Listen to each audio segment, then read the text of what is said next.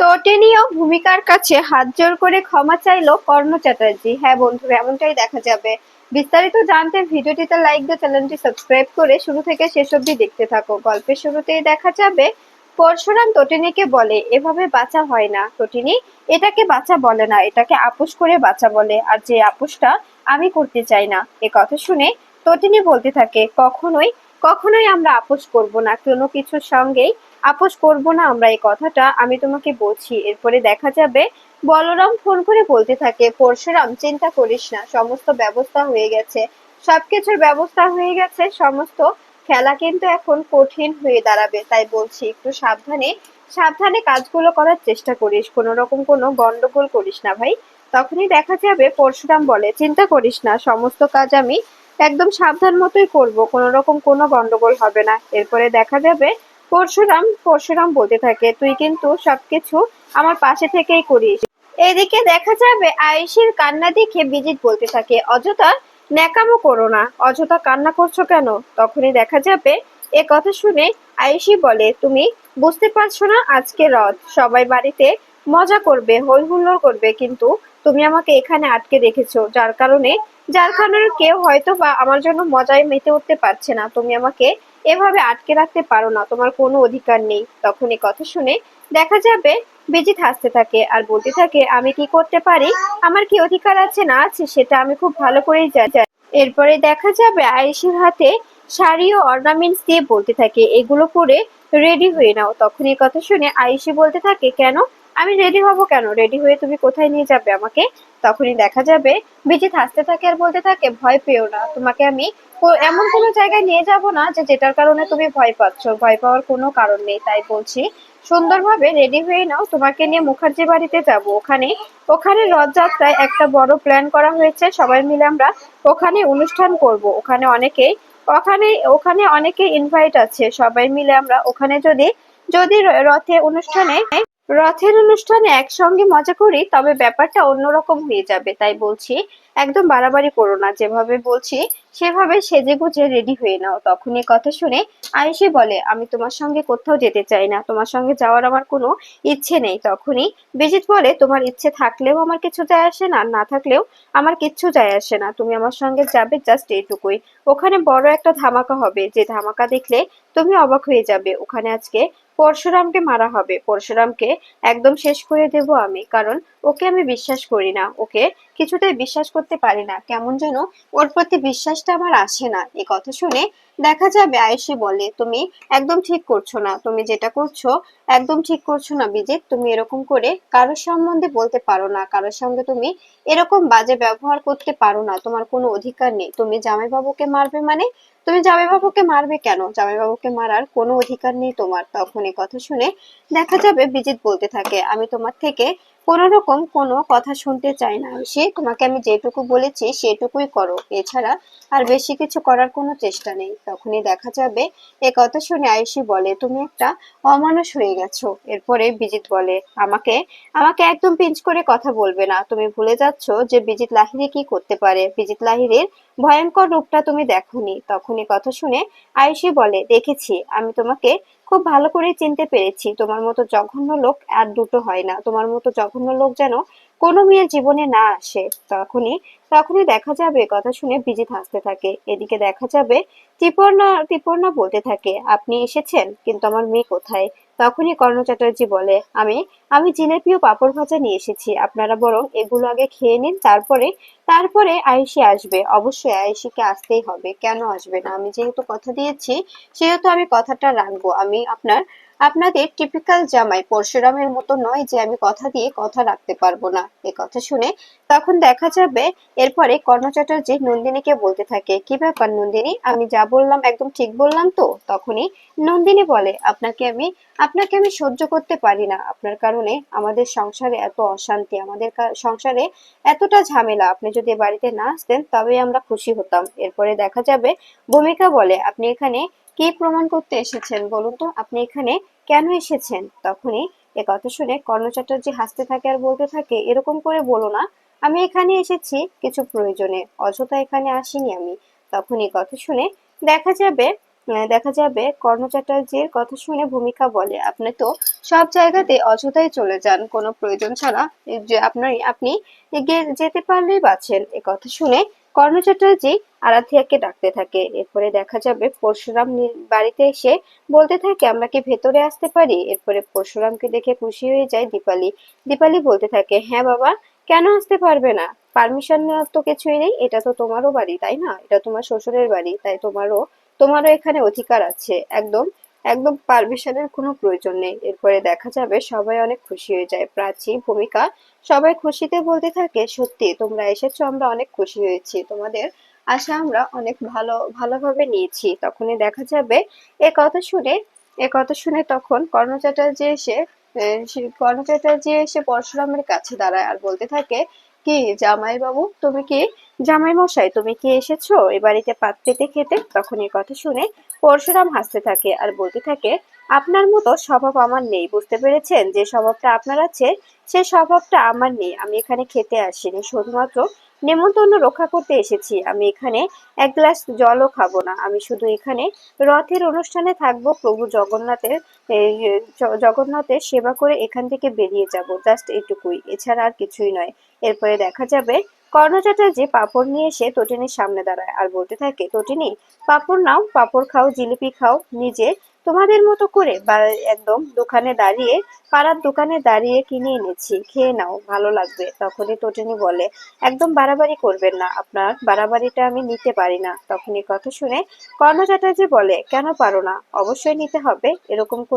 এরকম করে যদি কথাগুলো তুমি বলো তবে তো আমারও খারাপ লাগবে তাই না? তখন এই কথা শুনে তটিনী বলে, আপনার খারাপ লাগা ভালো লাগা আমার কিচ্ছু যায় আসে না, আপনার খারাপ লাগা ভালো লাগায় আমি কোনো রকম কিচ্ছু করতে পারবো না। এরপরে দেখা যাবে এ কথা শুনে তখনই কর্ণ চ্যাটার্জি বলতে থাকে, তটিনী, এভাবে বলো না, এভাবে বলো না। এরপরে দেখা যাবে তখনই তটিনী বলে, তবে কিভাবে বলবো? এভাবেই তো বলতে ইচ্ছে করছে আমার, আমি তো এভাবেই বলতে পছন্দ করি, কারণ আপনার মতো লোকের সঙ্গে কথা বলার সামান্যটুকু ইচ্ছেটাও আমার নেই। তখনই কথা শুনে দেখা যাবে কর্ণ চ্যাটার্জি বলে, তোমাদের এই ইগোটা এবার এবার রেখে দাও, কারণ তোমরা যে ইগোটা নিয়ে থাকো সেই ইগো নিয়ে যদি থাকতে, তবে এরকম করে আজকে আমাদের সঙ্গে কোঅপারেট করতে না। যদি সেই ইগো নিয়ে থাকতে তবে আজকে আমাদের সঙ্গে এরকম করে কোঅপারেট করতে না, নিজেদের বিক্রি করতে না। এ তটিনী বলতে থাকে, আপনি হয়তো ভুলে যাচ্ছেন, সময় কখন কার আসে, কিভাবে আসে, কেউ জানে না। এরপরে মহিতোষ মজুমদার এসে বলতে থাকে, আমি কিন্তু এসে গেছি, আপনি আমাকে নিমন্ত্রণ করেছেন আর আমি না এসে পারি? তখনই দেখা যায় পরশুরাম বলতে থাকে, সত্যি আপনাকে দেখে আমার লজ্জা করছে, আপনার লজ্জা করছে না? এ কথা শুনে পরশুরামের কথা শুনে মহিতোষ মজুমদার বলতে থাকে, না পরশুরাম, আমার লজ্জা করছে না, কারণ লজ্জাটা তোমার পাওয়া দরকার, আমার নয়। আমি লজ্জা পাই না, আমার লজ্জা পাওয়ার কোনো কারণ নেই, কারণ আমি তো লজ্জা পাওয়ার মতো কোনো কাজ করিনি। টাকার কাছে সবাই বিক্রি হয়ে যায়, টাকার কাছে সবাই বিক্রি হতে পারে, কোনো কোনো সমস্যা নেই। এ কথা শুনে দেখা যাবে তখনই দেখা যাবে ভানু বলতে থাকে, কেন তোমরা বিক্রি হওনি?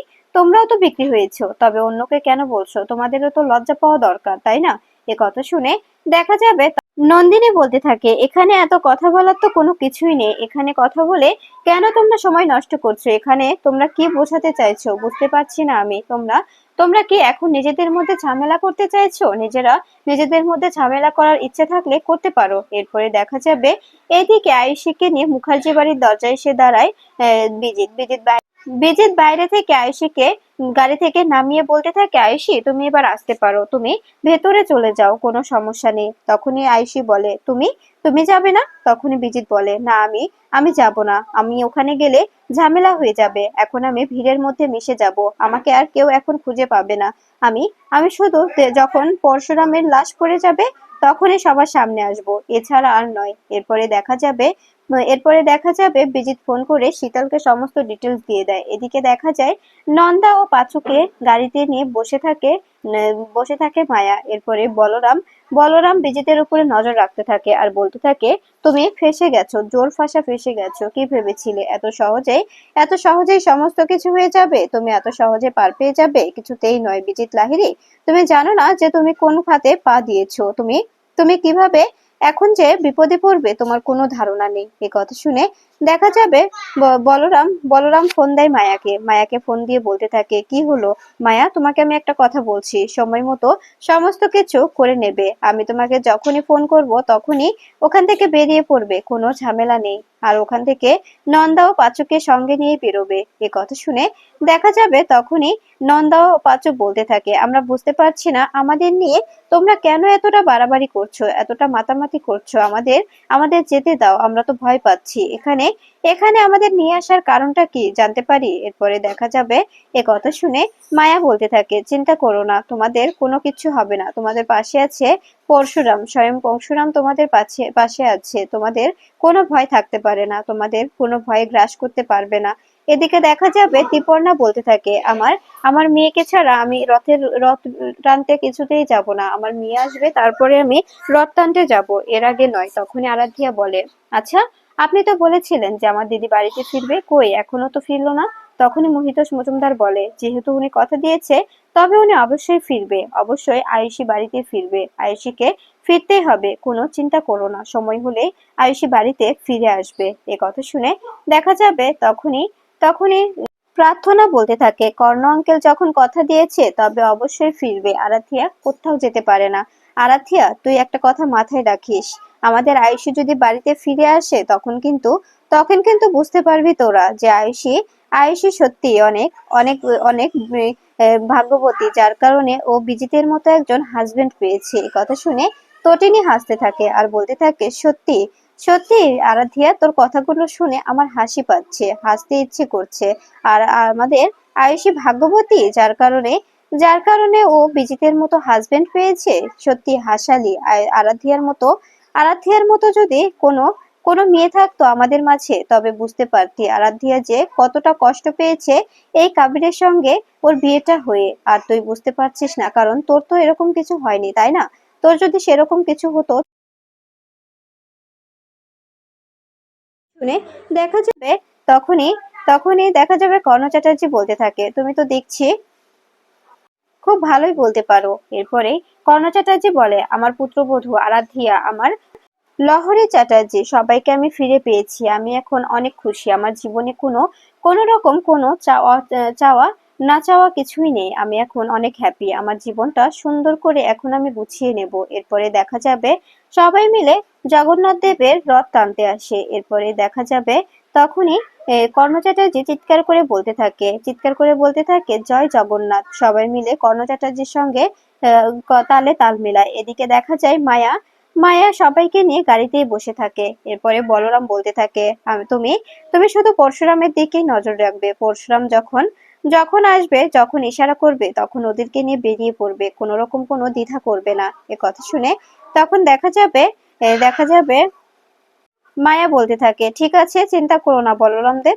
আমি আমি সময় মতো বেরিয়ে পড়বো, আমি বসের দিকেই নজর রাখবো, কোনো দিকে নজর সরাবো না। এ কথা শুনে তখন দেখা যাবে বলরাম বলতে থাকে, হ্যাঁ মায়া, নজরে রেখো, কোনো রকম গন্ডগোল করলে চলবে না, কোনো রকম গন্ডগোল আমি চাই না। এরপরে দেখা যাবে তটিনী তটিনী কর্ণ চ্যাটার্জির সামনে এসে দাঁড়ায় আর বলতে থাকে, আপনি কিন্তু রথের চাকা ধরতে পারেন না, কারণ আপনার মতো অসৎ লোক রথের চাকায় হাত দিতে পারে না, আপনার মতো অসৎ লোকের হাত যেন কোনোভাবেই ওই রথের চাকার উপরে না পড়ে, রথের দড়িতে যদি আপনার হাত পড়ে তবে তবে রথটাই একদম একদম অন্যরকম হয়ে যাবে, কারণ আপনার হাতে অনেক রক্ত লেগে আছে, অনেক রক্ত, যেগুলো রক্তর কোনো কোনো মূল্য আপনি দিতে পারবেন না। তখন এ কথা শুনে দেখা যাবে দেখা যাবে কর্ণ চ্যাটার্জি বলে, আমার হাতে রক্ত?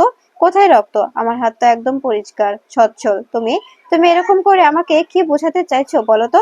তখনই দেখা যাবে এ কথা শুনে কর্ণ চ্যাটার্জি তটিনীর কাছে হাত জোড় করে ক্ষমা চায় আর বলতে থাকে, আমাকে রথের দড়িটা টানতে দাও, বাড়াবাড়ি করো না তটিনী, আমাকে তুমি আমার কাজটা করতে দাও, কোনো রকম কোনো বাড়াবাড়ি আমি চাই না, বাড়াবাড়ি করাটা সত্যি আমি আমি মেনে নিতে পারবো না। তখন এই কথা শুনে দেখা যাবে প্রাচী বলতে থাকে, আপনাকে আমরা কোনোভাবে রথের দড়িটা ধরতে দেব না, কোনোভাবেই না, আপনি রথের দড়িটা ধরতে পারবেন না, কারণ রথের দড়িটা ধরার অধিকার আপনার নেই, আপনার মতো নোংরা প্রকৃত মানুষের হাতে আমরা কোনোভাবেই এই রথের দড়িটা ধরে দিতে পারবো না।